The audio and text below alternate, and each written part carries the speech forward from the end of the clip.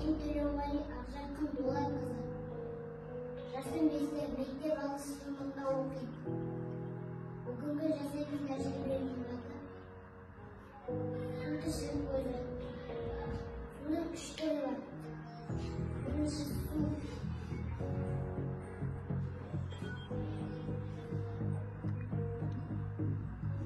Екінші аязды күндері су қатып мұзға айналады.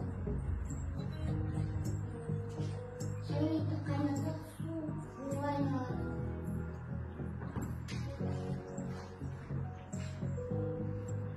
Тіршілік жоқ. Суды біз ішеміз, жануарлар да ішеді. Су көлге айналады. Су мұхитқа айналады.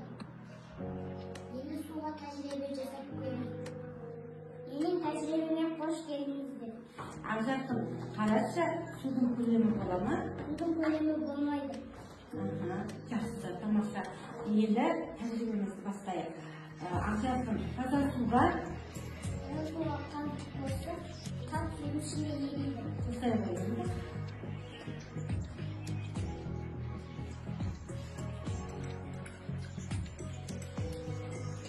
Келесі. Таза суға бояуды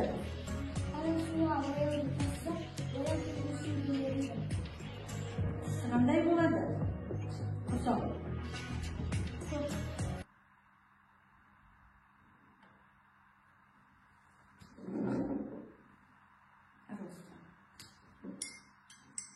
Қандай болды? Көк түс болды, иә? Енді, Ақжарқын, қараш, суға мақтаны салсақ, мақта судың ішіне ериді.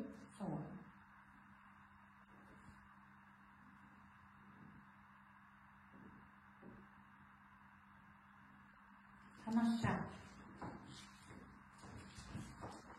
Менің зерттеу жұмысымды апайым Назира Айдосқызы екеуміз жасадық.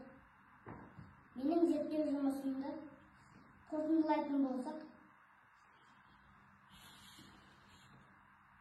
суды ысырап жасауға болмайды, суды төгіп шашуға болмайды.